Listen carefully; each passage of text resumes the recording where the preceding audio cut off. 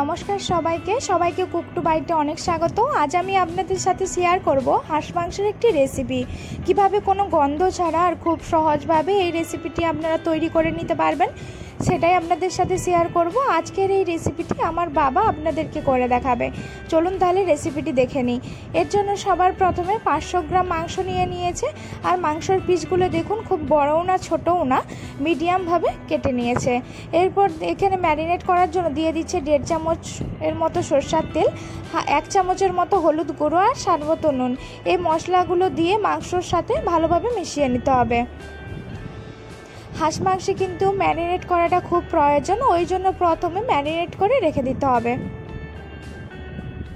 মাংসটা ম্যারিনেট করা হয়ে গেছে। এরপর এই দিকে আগে থেকেই আলুতে নুন হলুদ মিশিয়ে খুব ভালোভাবে ভেজে তুলে রাখছে। তারপর রান্না করার জন্য দিয়ে দিচ্ছে 50 গ্রামের মতো সরষের তেল, তারপর সামান্য কিছুটা চিনি আর 2টো তেজপাতা খুব ভালোভাবে একটু কিছুক্ষণ ভেজে নিয়েছে। তারপর এখানে কিছু গোটা গরম মশলা দিয়ে দিচ্ছে 4টা দারচিনি, 7টা এলাচ আর 4টা লবঙ্গ। এখানে কিন্তু গোটা গরম মশলার পরিমাণটা বেশিই দিতে হবে। কিছুক্ষণ ভেজে নেওয়ার পরে এখানে তারপর দিয়ে দিচ্ছে পেঁয়াজ কুচি। এখানে 6টা থেকে 7টা মিডিয়াম সাইজের পেঁয়াজ কুচি করে রাখা ছিল, সেই পেঁয়াজগুলো দিয়ে দিয়েছে। এখানে কিন্তু হাঁস মাংসে পেঁয়াজের পরিমাণটা একটু বেশিই লাগে।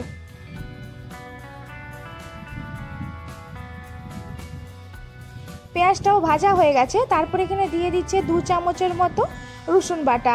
হাঁস মাংসে কিন্তু আপনাদেরকে রসুনের পরিমাণটা বেশি দিতে হবে। রসুনের পরিমাণটা বেশি দিলে হাঁস মাংসের যে একটা গন্ধ থেকে যায় ওইটা আর পাওয়া যায় না। তারপর দিয়ে দিচ্ছে 1 চামচের মতো আদা বাটা। আদাটাকে দিয়েও কিছুক্ষণ ভেজে নিতে হবে, আদা থেকে যতক্ষণ না কাঁচা গন্ধটা চলে যাচ্ছে। বেশ কিছুক্ষণ ভেজে নিয়েছে। এরপর এখানে কিছু মশলা অ্যাড করছে, দিচ্ছে 1 চামচের মতো হলুদ গুঁড়ো, 2 চামচের মতো লঙ্কা গুঁড়ো, 1/2 চামচের মতো জিরে গুঁড়ো।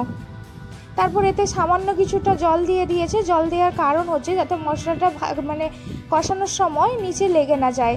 এরপর সব কিছু মশলা খুব ভালোভাবে কষিয়ে নিতে হবে যতক্ষণ না মশলা থেকে তেলটা ছেড়ে দিচ্ছে।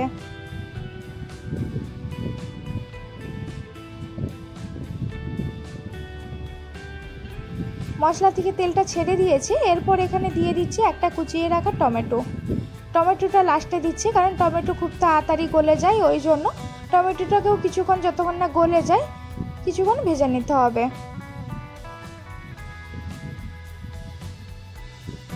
সব কিছু ভালোভাবে কষানো হয়ে গেছে। এরপর আগে থেকে যে মাংস ম্যারিনেট করা ছিল সেই মাংসটা দিয়ে দিয়েছে, আর এখানে গ্যাসের ফ্লেম লোতে রেখে মাংসের সাথে মশলাটা মিশিয়ে নিতে হবে।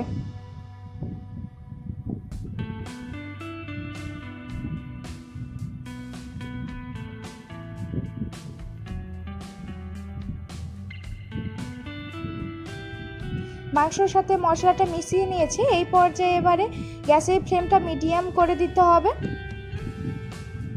মিডিয়াম করে এখানে একটা ঢাকনা চাপা দিয়ে 5 মিনিটের জন্য হতে দিতে হবে। 5 মিনিট পরে দেখুন, প্রথমে কিন্তু হাঁস মাংসে কোনো জল দেওয়া হয়নি, মাংস থেকেই জলটা যেটা বেরিয়েছে সেটা দিয়েই আমার মাংসটা কষানো হয়ে যাবে। এখানে মাংসটা অনবরত ঢাকনা চাপা দিয়ে মাংসটা সিদ্ধও করে নিতে হবে আর ভেজে নিতে হবে।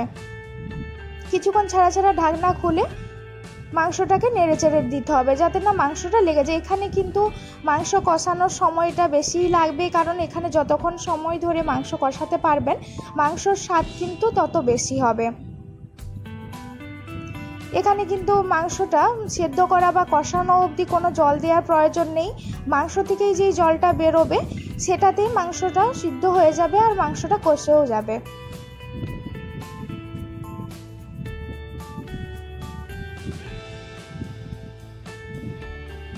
দেখেই বোঝা যাচ্ছে, দেখুন মাংস থেকে অনেকটা জল বেরিয়ে গেছে।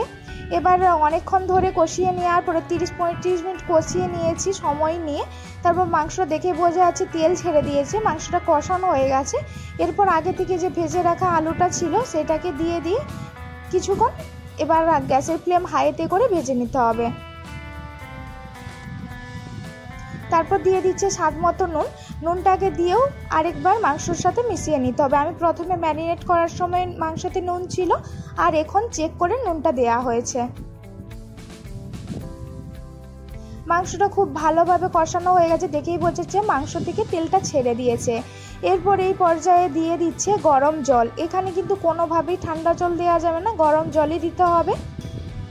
এখানে জলের পরিমাণটা আপনারা যেমন রাখতে চান বাড়িয়ে কমিয়ে নেবেন। জলটা দিয়ে আরেকবার মাংসর সাথে সব কিছু ভালোভাবে মিশিয়ে দিচ্ছে। এবার এই গ্যাসের ফ্লেম হাইতে রেখে 5-6 মিনিট একটু সময় নিয়ে ফুটিয়ে নিলেই আমার খুব সহজেই হাঁস মাংসটি তৈরি হয়ে গেল। যাদের কাছে অনেক ঝামেলার মনে হয় হাঁস মাংস রান্না করা, তারা এই রকমভাবে একবার করে দেখবেন, আশা করি অনেক ভালো লাগবে। আপনারা চাইলে এই পর্যায়ে একটু গরম মশলাও দিয়ে দিতে পারবেন।